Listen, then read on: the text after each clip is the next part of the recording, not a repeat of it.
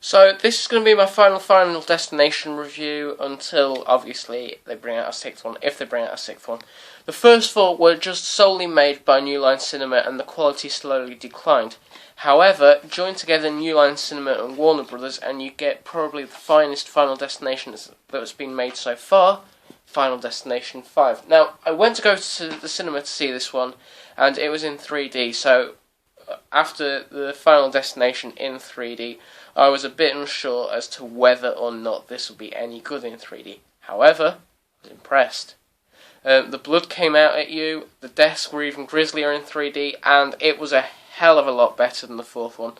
A random fact about this film, it was one of the first films to feature a UV copy on it.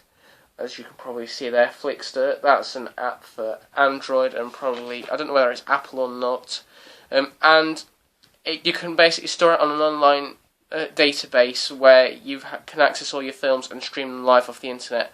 So it was really one of the first films that started that off, although they did not advertise it on the front like they do with films now.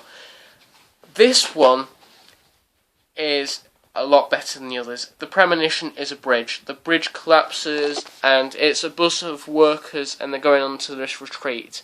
Now, the deaths in the premonition are clever. They're quite gruesome at times because people end up getting chopped in half. Someone ends up getting impaled. Someone gets hit by a car. Someone ends up getting burned alive. Very horrible and very unpredictable. I mean, the deaths in the previous ones have been predictable as to what could happen, especially the fourth one when they decided to show premonitions for each death before they showed what happened. One of the best deaths in this is probably the death where, I think she's called Olivia, the one with glasses, goes for eye surgery. Now, you think that the eye surgery itself is going to kill her. Well, she's holding this teddy bear while she's having it done, and the eye comes out. She ends up with the laser, and it ends up slicing her face and her eye into bits. And once she gets out of the chair and out of the head grip, she ends up standing on the eye and slips out the window, which she was not expecting. He was expecting the eye to kill her. Once again, very grisly deaths.